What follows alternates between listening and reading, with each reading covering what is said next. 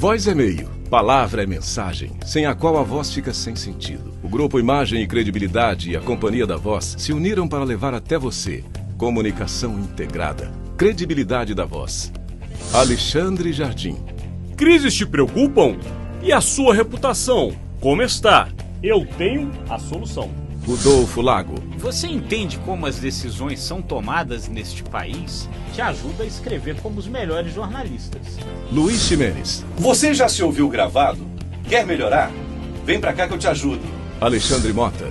Sem saber qual caminho percorrer, te ajudo a estruturar sua empresa e seus projetos. Estevão Damásio. Use o poder do rádio e dos podcasts para passar a sua mensagem. Pode contar comigo. Profissionais da voz e da palavra em uma fábrica de podcasts, entrevistas, cursos, treinamentos e consultorias e conteúdos que irão contribuir na sua tomada de decisão. Soluções em comunicação. Credibilidade da Voz. Uma parceria dos grupos Imagem, Credibilidade e Companhia da Voz. Começa agora o podcast semanal do Imagem e Credibilidade com o Jornal de Brasília, levando até você semanalmente os principais fatos que movimentaram a capital do Brasil e sempre ao final com aquela projeção do que esperamos para a próxima semana. Hoje, como convidado, um parceiro, um amigo que já dá essa honra de estar aqui conosco em outros episódios, também está nesse, que é justamente o advogado e também cientista político Melilo Diniz, que faz muitas coisas e eu nem ouso dizer o que está fazendo, por isso eu já passo a palavra a ele, desejando que a gente seja aqui neste conteúdo o mais analítico possível para os nossos seguidores. Bem-vindo, Melilo. Boa tarde a todos, é uma alegria, Alexandre e Rodolfo, estar com vocês. Boa tarde, bom dia, boa noite, porque eu sei que o pessoal assiste isso em horários diversos.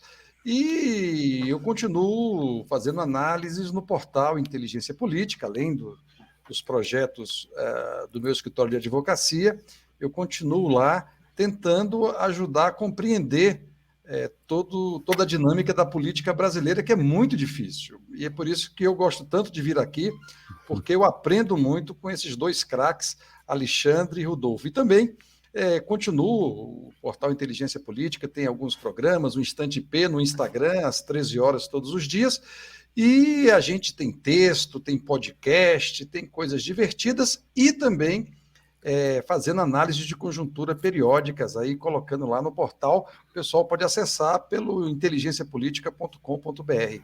Muito obrigado pela oportunidade de estar junto com vocês, é uma alegria sempre encontrar cada um de vocês, queridos amigos.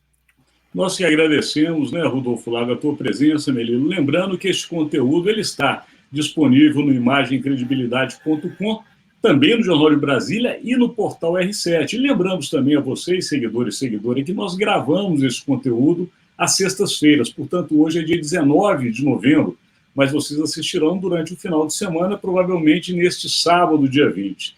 Rodolfo Lago, vamos dar início a esse conteúdo. Muita coisa para a gente falar, a gente acaba tendo que cortar muitos assuntos dessa Brasília, que sempre nos dá muitos assuntos para analisar, como disse o Melilo, nem sempre tão fáceis, mas enfim, aqui a gente está nessa missão, e vamos falar um pouquinho de PEC dos precatórios, Rodolfo, porque ela saiu da Câmara em 2 votações, nós acompanhamos, os nossos seguidores puderam também ver essas análises, nas quais a gente disse das dificuldades que o governo teve para aquela aprovação, que foi em 2 turnos, como também deverá ocorrer no Senado, já que é uma PEC ou uma proposta de emenda constitucional. Mas no caso da Câmara, usou-se muito das chamadas emendas do relator. E este assunto foi barrado pelo Supremo Tribunal Federal, e agora este, vamos dizer, ferramenta, né, do jogo político não pode ser usado. Então os senadores, na sua astúcia, estão encontrando outras formas de resolver o assunto, e parece que um grande acordão está sendo fechado naquela casa. Vai lá, Rodolfo, está contigo. Tenta explicar aí para os nossos seguidores um pouco desta famigerada PEC dos precatórios, que, na verdade, deveria se chamar Auxílio Brasil. Está contigo. É isso, né? Quer dizer, no fundo, né, o que está sendo discutido é como viabilizar o Auxílio Brasil nesse valor de R$400 aí, né, e o benefício, claro, político-eleitoral que isso traz, né. para fazer isso, abrindo aí essa brecha no orçamento com essa possibilidade de parcelamento dos precatórios, né, das dívidas judiciais transitadas em julgado, né, que no fundo, né, Alexandre, Melilo, que é advogado, tem muita propriedade, depois pode também nos ajudar nisso, no fundo é um calote com os devedores, né? Quer dizer, essas pessoas passam anos aí esperando para receber essas dívidas e o governo agora está dizendo para elas o seguinte: olha, devo não nego, mas eu pago quando puder. No fim das contas é isso, né?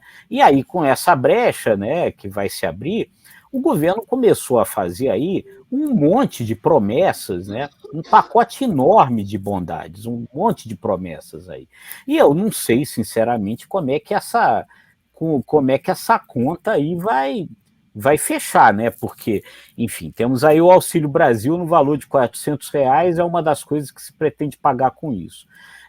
O presidente chegou também para fazer essa pressão, chegou para empresários ali que fazem parte ali dos 17 segmentos que hoje tem desoneração da folha, disse: olha, apoio a manutenção da desoneração da folha, mas vocês me ajudam a aprovar a PEC dos precatórios. Então, quer dizer, vai tirar, já sai daí o dinheiro da desoneração da folha. Diz que vai aumentar salário de servidor público embora a gente esteja falando aí de uma sobra de 97 bilhões de reais, a conta não fecha. Então, realmente, eu não sei que mágica vai ser feita com esse dinheiro aí quando ele for ser liberado, Alexandre. A mágica também a gente não sabe, mas está sendo construído, Rodolfo, lá no Senado, em Melilo, um acordo que prevê não somente incorporar todos os precatórios, não de maneira parcelada, mas de uma maneira muito mais ágil e rápida, como também tudo que o governo quer. Enfim, eles estão tentando encontrar um chamado bom para todos, se é que existe isso no Brasil, no qual os precatórios teriam sua finalização de quitação ainda no próximo ano, olha que loucura, e o governo teria o dinheiro para o programa social. O argumento é o seguinte: já que vai furar o teto, fura mais um pouquinho. E aí, Melilo Diniz? Olha, Alexandre, Rodolfo e esses queridos que nos acompanham nesse espaço tão rico de diálogo, eu tenho a impressão que nós temos que analisar isso sob a perspectiva da dinâmica do gasto público. No Brasil, essa dinâmica é uma dinâmica que usa argumentos bonitos para ampliar a captura do orçamento por interesses privados e não públicos. E isso acaba trazendo consigo um grande problema.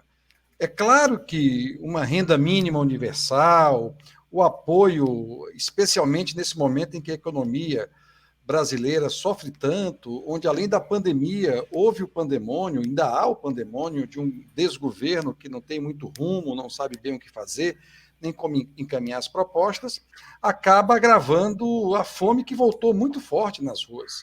Tem gente comprando osso e pé de galinha para comer, e isso é algo muito grave. Mas eu tenho a impressão que não é a grande discussão que está no bojo do parlamento, especialmente a partir da retirada dos instrumentos ou das ferramentas, como disse o Alexandre aí, que é a troca de emendas por votos. Acabou virando claramente um modo antigo de fazer política, e aí, como parte do Congresso está preocupado em também se reeleger, encontrar algumas fórmulas para continuar presente aí dentro dessa disputa pelo orçamento público, vai se construir uma solução ou outra que permita a aprovação, como o Alexandre chamou, de um grande acordo que vai se criar mais dificuldades, porque isso o Brasil, o orçamento público, é uma casa muito engraçada, que não tem mais teto, não tem nada, parafraseando a música e o poeta.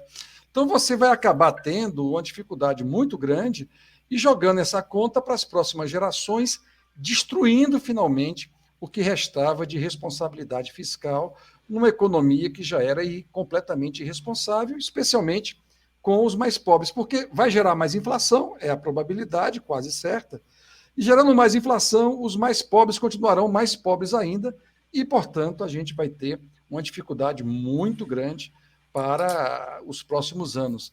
e, para piorar, numa tentativa que acaba sendo um tiro no pé do próprio governo, porque muita gente crê que a eleição do ano que vem será uma eleição onde se vai discutir diversos temas, mas o principal continuará sendo a economia brasileira. Você me traz um assunto, Rodolfo, eu queria também a sua participação para a gente tentar, até de uma maneira, talvez, se possível, for mais objetivo para o nosso seguidor, que é justamente o cerne dessa questão. Porque, como disse o Merillo, e você também na sua análise, Rodolfo, há uma tendência de aprovação do Auxílio Brasil, até porque estamos no ano pré-eleitoral e ano que vem toda essa turma vai estar disputando a eleição, seja senador, deputado, governador e presidente da República e seus candidatos concorrentes. Dentro dessa lógica e do cenário que o Merillo nos lembra, tristemente a gente tem assistido da fome no país, existe aí um dilema, né? É a política social versus política fiscal.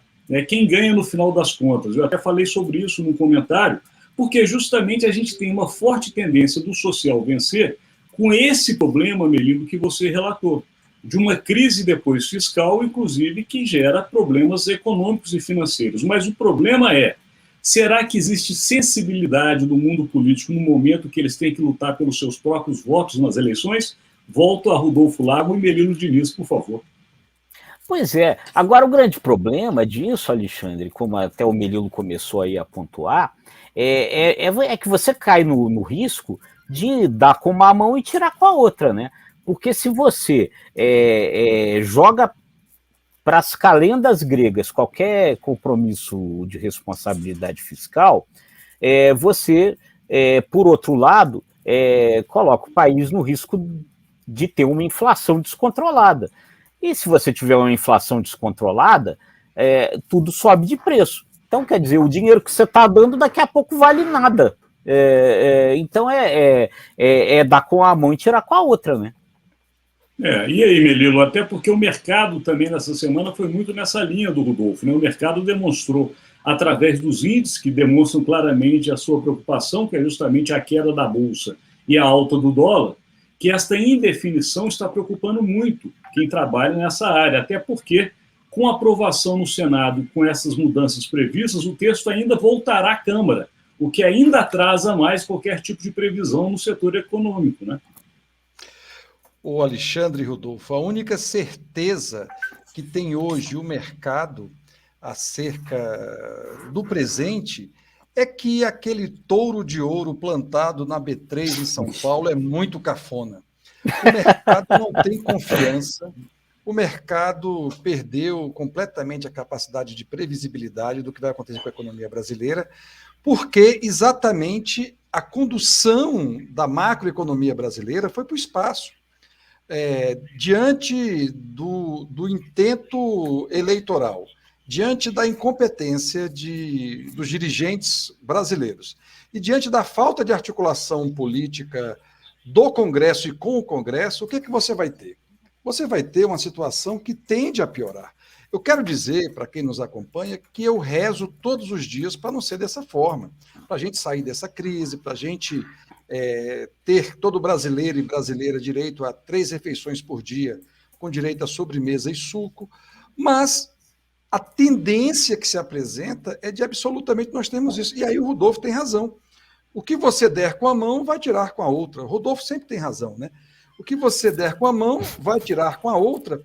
E qual é o grande problema disso? É que isso vai criar um desencanto ainda maior do cidadão e do eleitor com a política brasileira. Porque, veja, resistir às bolsonaradas, aguentar aí os rolos e confusões dos políticos, o brasileiro já está acostumado. Agora, o brasileiro se irrita muito quando não consegue pagar as contas, quando não consegue se alimentar. Veja, só essa dinâmica do Auxílio Brasil, do futuro auxílio aí, já gerou correrias em alguns estados da federação, Rio de Janeiro, São Paulo, Bahia, ou seja, Salvador.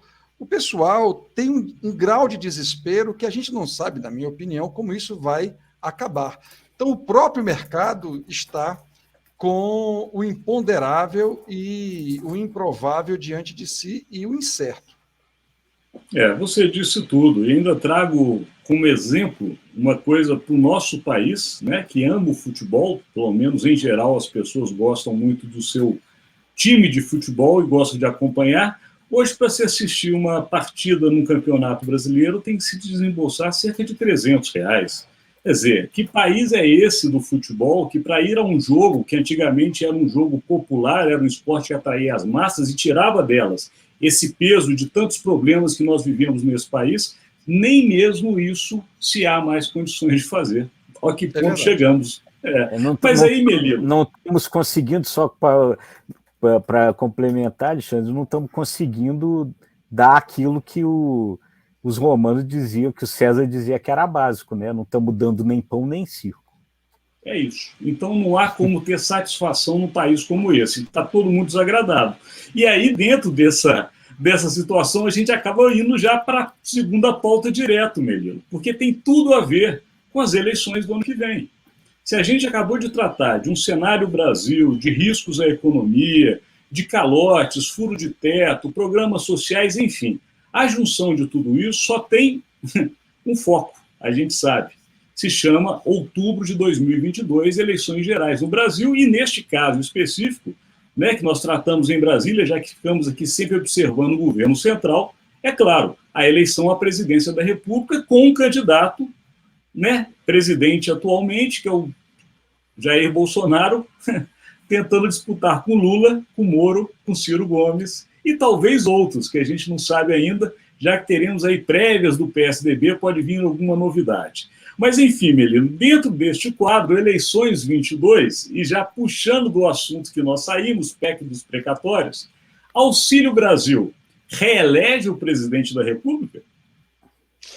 Eita, que pergunta difícil, viu, Alexandre? Isso é de lascar, porque o meu adivinhatômetro não está funcionando bem, até por conta da nebulosidade que existe nisso. Eu quero fazer alguns pontos aqui que me parecem importantes. Primeiro, é que desde a redemocratização nunca houve um candidato à presidência da República, no caso de reeleição, que não tivesse sucesso. Então, quero colocar isso dentro de um contexto muito estatístico, uma análise mais fria. Bolsonaro ainda tem muita chance de reeleição, até por conta de tudo que nós acompanhamos ao longo da história política brasileira. A diferença é que, geralmente, quem foi reeleito tinha como ponto favorável uma economia mais ou menos equilibrada. A economia brasileira sempre foi muito esquisita, os ricos sempre ganhando muito, os pobres sempre perdendo muito, mas essa economia, em algum momento, não era tão grave como a gente tem acompanhado nesse momento, ou em outros momentos, e, portanto, ele tem algumas dificuldades. Eu creio que a sua pergunta diz, essa solução ajuda? Depende, porque se for, como dizia o Rodolfo, para dar com a mão, para tirar com a outra, não resolve. É meramente enganação e o povo não é bobo. O povo sabe, especialmente a partir do seu bolso e da sua alimentação, como é que está a quadra brasileira. Depois você tem aí um personagem que tem um recall na memória brasileira, que é quem lidera as pesquisas hoje, Luiz Inácio Lula da Silva, que está ali, de vez em quando, jogando parado e fazendo alguns movimentos. Foi agora à Europa, tem tentado se articular com a sua usual habilidade, porque, sem dúvida nenhuma, é um político muito habilidoso. E nas terceiras vias, você tem aí uma situação que é uma situação onde Sérgio Moro surgiu ao lado de Ciro Gomes, ao lado dos nomes do PSDB. O PSDB é muito engraçado, o Ninho Tucano briga muito para entregar muito pouco, geralmente não consegue ter um sucesso nas eleições presidenciais como desejaria e fica naquela disputa interna ali. Quem sobreviver deverá compor aí estas terceiras vias ou tentar se arrumar. Tem 9 nomes nas terceiras vias, é provável que tenhamos 2 aí mais à frente, provavelmente Ciro Gomes e Moro. E parece que Moro, dizem aí os boatos dos pesquisadores, que já aparece em alguma situação de 2 dígitos nas pesquisas de prognóstico de voto. A pesquisa da Quest indica que, por exemplo, no sul do país, na região sul do país, ele já está nesse patamar aí de 2 dígitos, 10%, 12%, o que indica que há uma possibilidade dele surgir. Mas o grande problema de todos esses personagens das eleições presidenciais de 2022 é que nós não sabemos nada a respeito de qual projeto eles têm para o Brasil, como nos tirar da crise, como nos ajudar. E isso, Alexandre, tende a ter uma eleição não de soluções, mas uma eleição de rejeições. Teremos rejeitores mais grave do que foi 2018. E, para piorar, eu creio que vai ser um ano de muita intensidade, mas de muita tensão e de muito temor diante exatamente desse quadro que se apresenta. A gente pode, obviamente, buscar aí a bola de cristal do Rodolfo, que é muito melhor do que a minha em relação a esse tipo de previsão. O Rodolfo costumava consultar a mãe de Ná, mas ela já passou daqui para outro lugar, então ele não está tendo mais condições de consultar, mas ele continua muito afiado nas suas consultas e nas suas análises. Mas, de qualquer maneira, Rodolfo, o Melilo colocou um ponto muito interessante. Nós estamos caminhando para uma eleição do menos pior, né? Justamente ao invés de se discutir os grandes projetos nacionais, as soluções, usando a palavra, inclusive, do Melilo, a gente vai ficar nesse rame-rame, tentando ver quem é pior e escolher o que é menos pior dos candidatos apresentados. É o que está se seguindo. Agora, dentro desta visão, Rodolfo, tem aquela máxima que a gente costuma falar, que é de uma maneira muito ampla, viu, seguidor e seguidora, mas é o 30-30-30. Porque essa eleição é o seguinte: em linhas gerais e de uma maneira arredondada, Jair Bolsonaro sai com 30, Lula sai com 30, e 30 não querem votar nem Lula, nem Jair Bolsonaro. E ainda tem 10 que oscilam sem saber o que vão fazer. Portanto, você tem aí uma margem de 40% que poderia ganhar dos dois. Mas, como disse o Melilo, divide 40 por 9, vê quanto sobra. Está contigo, Rodolfo. Pois é, entendeu? A questão é bem essa mesmo. Você fez aí o resumo perfeito. Você tem aí um percentual hoje em torno de 30% de pessoas que dizem que não querem votar em nenhum dos dois nomes que lhe deram, nem no Lula, nem no Bolsonaro. Perfeito, quer dizer, então esses 30% são capazes de ser competitivos. Quer dizer, se eles se aglutinassem, eles poderiam vir aí para o segundo turno, muito provavelmente no lugar do Bolsonaro, se as eleições fossem hoje, né, que tem menos, aparece ali com intenção de voto menor do que o Lula. O problema, como nós já dissemos aqui, como o Melilo disse, como você também lembrou, é que tem hoje 9 pessoas postulando essa posição de terceira via. Então é o seguinte, se só uma terceira via tem chance, tem 9 postulantes, hoje você tem 9 picadas, né? Nenhuma delas vira terceira via, né? Não vão a lugar nenhum, né? Então esse que é o grande problema hoje. Se um desses nomes conseguir aglutinar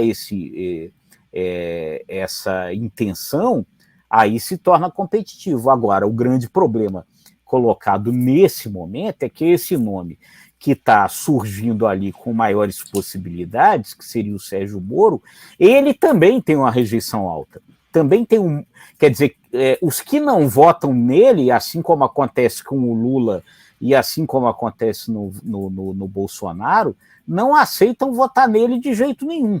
Então, quer dizer, ele tem o mesmo problema que os dois primeiros.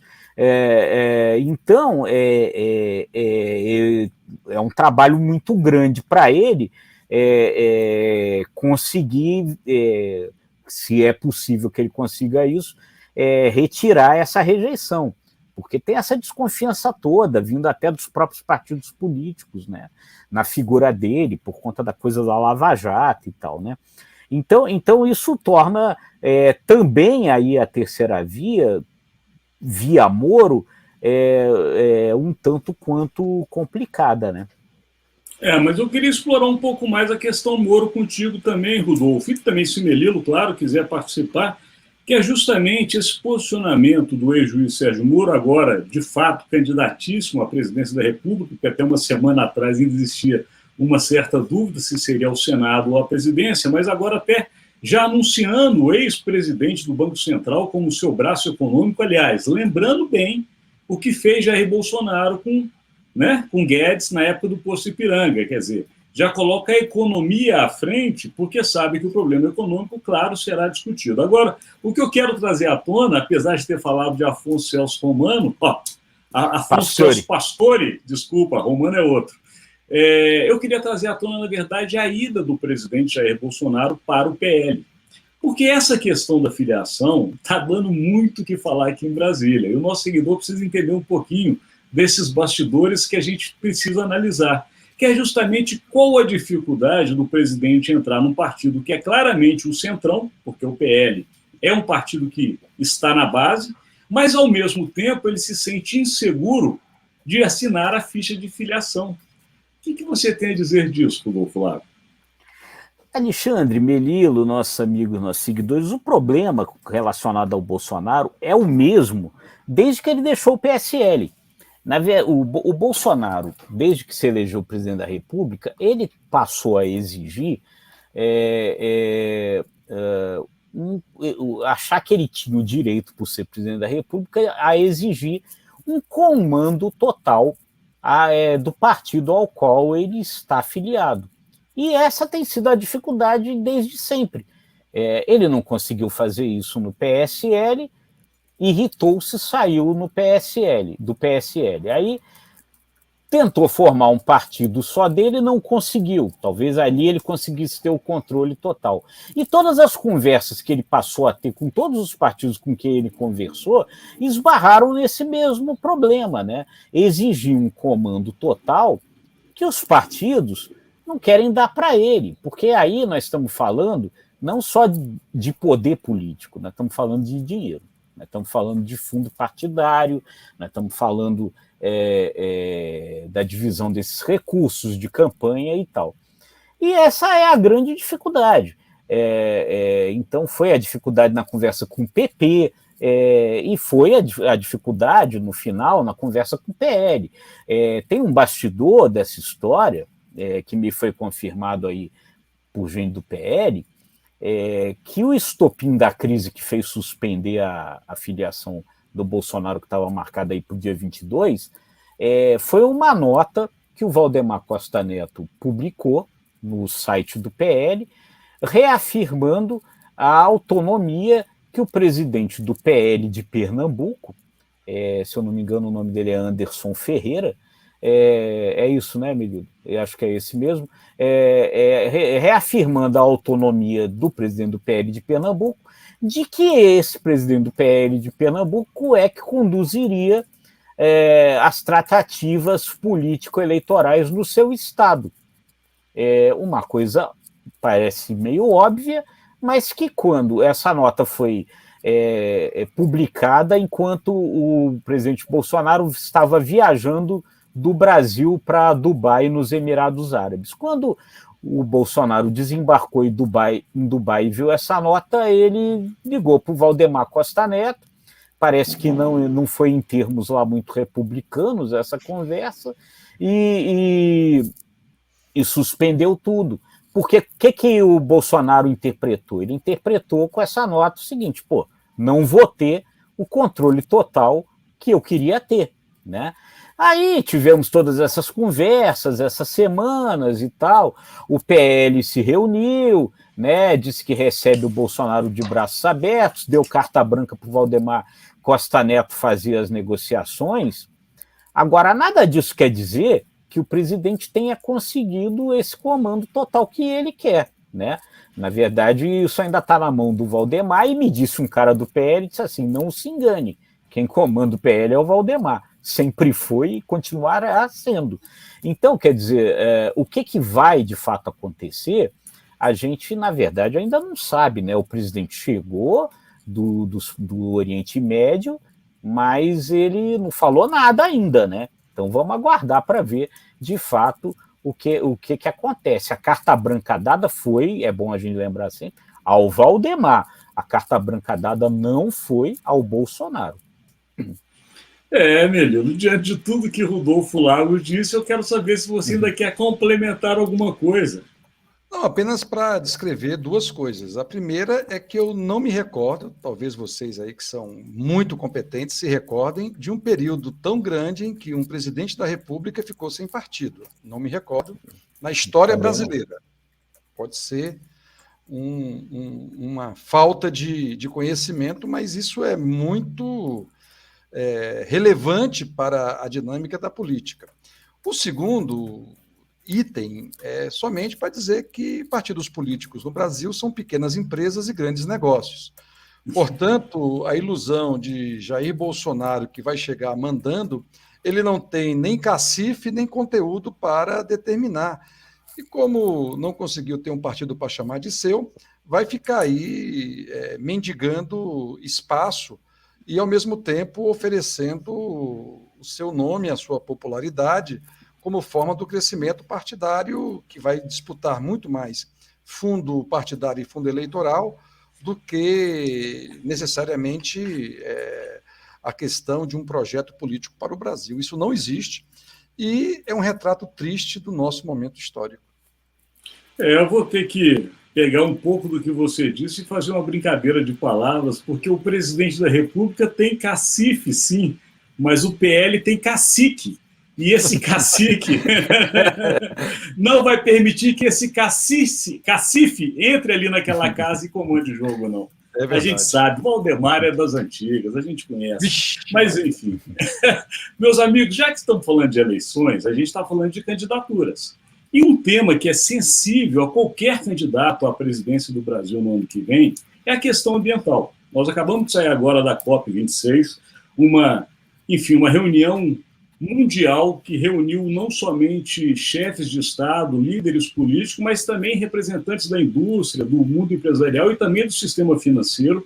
Apesar da gente sempre querer mais resultados do que houve, a gente considera, sim, que foi um avanço, porque os documentos que saíram, de fato, foram bem melhores do que os últimos. Porém, o Brasil não se colocou na questão ambiental como o mundo talvez desejasse, como também nós, como brasileiros, gostaríamos, até porque os números têm contestado muito do que está sendo divulgado pelo governo com relação ao desmatamento e também, obviamente, a diminuição da floresta amazônica. Dentro deste tema, Melilo Diniz, claro, questão ambiental tão cara a todos nós, e juntando com o que acabamos de dizer, que são as eleições de 2022, como é que você enxerga esse tema sendo discutido pelos candidatos ou por quem, de fato, deseja comandar o Brasil no próximo ano? A nossa pegada no tema socioambiental, Alexandre, Rodolfo e quem nos acompanha, é algo fundamental. Fundamental porque o Brasil sofre da síndrome do tio do Homem-Aranha. Grandes poderes trazem grandes responsabilidades. E a gente tem, querendo ou não, uma diversidade, biomas, povos originários, povos indígenas, que estavam também aí, a sociedade civil e esses povos na COP26, em Glasgow, na Escócia, discutindo o futuro do planeta, o futuro dos nossos filhos, dos nossos netos, das outras gerações que virão depois de nós. E o grande lance é que esse tema é um tema que já se incorporou na política brasileira, nos centros urbanos, mas também nas áreas rurais. Quem estava presente na COP pensando no futuro era o agronegócio, preocupado no tamanho da conta deles nessa situação de clima extremo e de aquecimento global. Então, o grande desafio vai ser de exigir que qualquer que seja o candidato assuma esse tema como um tema prioritário. Eu creio que, se nós quisermos falar de maneira racional, quais são os grandes temas das eleições de 2022? Primeiro, é a própria democracia, depois o meio ambiente, depois o enfrentamento da desigualdade brasileira, que é tremenda, e a economia, que as pessoas consigam viver e produzir com algum nível de dignidade, não só os nossos 1% da elite brasileira, que divide aí entre Brasil e Miami o seu destino e a sua presença. Então, se nós não tivermos esses 4 grandes temas, nenhum projeto e nenhum candidato das eleições de 2022 vão ter qualquer tipo de capacidade de enfrentar os desafios que ser presidente da República se colocam, né? São os desafios permanentes, ainda mais em tempos tão esquisitos como o que nós estamos vivendo. Não estou nem discutindo pandemia e saúde, porque isso já vem com o pacote chamado Brasil, América Latina, Mundo. Agora, esses outros temas surgirão e a gente vai precisar ouvir muito desses candidatos com propostas e projetos que sejam razoáveis e que funcionem. O interessante, Melhor, no que você diz, inclusive eu até citei ele agora há pouco, ontem o economista, o ex-presidente do Banco Central, Afonso Celso Pastore, dando uma entrevista justamente por conta da candidatura do Moro, foi questionado fortemente sobre a questão ambiental. A questão ambiental não tem como fugir do debate da eleição do próximo ano. E depois da COP26, o balanço não tão positivo para o Brasil. Rodolfo Lago, como é que você vê essa questão ambiental, claro, com os olhares eleitorais do ano que vem? Pois é, até puxando por uma coisa aí que o Melilo estava falando, essa semana eu tive conversando com a deputada Tabata Amaral, que esteve lá em Glasgow, né, esteve lá na COP26, e ela estava falando justamente isso que o Melilo pontuou. O que ela percebeu muito fortemente lá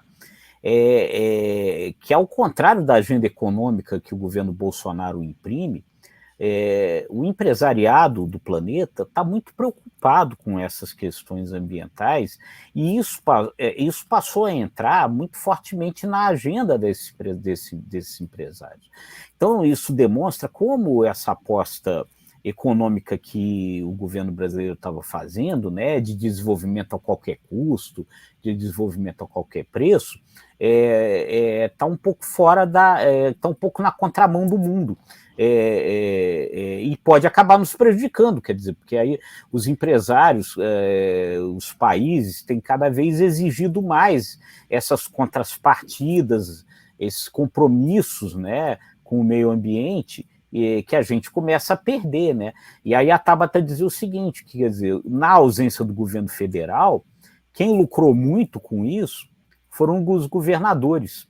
Governadores fecharam muitas parcerias, muitos negócios à margem do governo federal, com empresários, com instituições e tal, tentando imprimir uma agenda paralela a essa agenda, dizendo, olha, nós temos uma agenda ambiental, mesmo que o governo não se comprometa com ela, né? Então, na verdade, isso daí eu acho que o Melilo está certo, quer dizer, isso daí é uma coisa que talvez venha a impactar lá na frente, na eleição. O governo talvez não tenha percebido, embora não seja uma ecologista de carteirinha, está muito longe disso, a ministra da Agricultura, Tereza Cristina, tem buzinado essas coisas no ouvido do presidente, mas ela não está conseguindo que o presidente a ouça. Nós vamos perder dinheiro por conta desse... Já estamos perdendo dinheiro por conta desses posicionamentos do Brasil na área ambiental. Você falou tudo, Rodolfo Lago. A questão é justamente essa. As pessoas têm que entender, entre elas o governo federal e seus integrantes, que meio ambiente hoje é dinheiro, é divisa, é grana para o país. O tal do selo verde cada vez mais vai ser exigido pelas grandes companhias internacionais que compram alimento do Brasil e de outros países. Não adianta a gente querer fugir disso, não. Então a gente vai ficar vendendo para onde?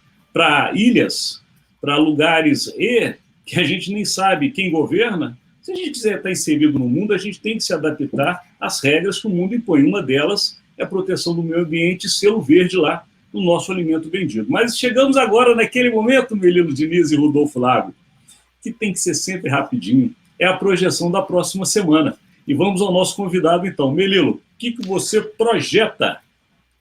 Eu projeto uma solução para a PEC dos precatórios e para o Auxílio Brasil, que se dará especialmente a partir da articulação entre Senado e Câmara. Eu creio que o governo ficará lateralmente acompanhando isso e acredito que nós vamos ter aí boas notícias, mas, infelizmente, outras não tão boas assim, porque a incerteza continuará como a marca do nosso modelo fiscal e do nosso modelo social. De todo modo, PEC dos precatórios e Auxílio Brasil, semana que vem no Congresso, especialmente no Senado. Perfeito. Rodolfo Lago, sua projeção. Vou na mesma linha. Acho que semana que vem se chega a um entendimento sobre para onde vai aí a PEC dos precatórios e, consequentemente, o Auxílio Brasil. E o Melilo está certo, né? Não dá para costurar esse acordo só no Senado, porque isso vai voltar para a Câmara, se ficar assim, vira um ping-pong. Então, realmente é uma negociação que também tem que ser feita em paralelo nas duas casas aí.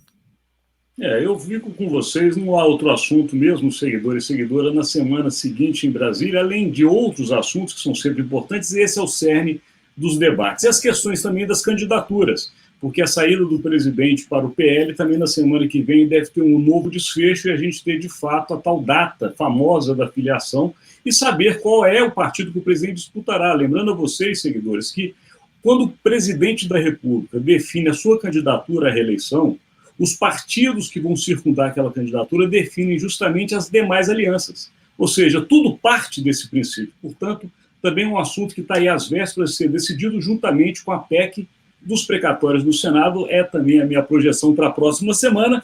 Chegamos ao final deste conteúdo, quase 40 minutos, tempo estourado. Agradecendo a sua presença, seguidores e seguidoras. E lembrando a vocês que nós estamos no ICTV do Imagem e Credibilidade no YouTube, também no nosso site, que é imagemcredibilidade.com, também no nosso parceiro, que é o jornaldebrasilia.com.br, enfim, em várias plataformas. Melilo também tem as suas plataformas, e nós lhe agradecemos, Melilo, com esse tempo curto.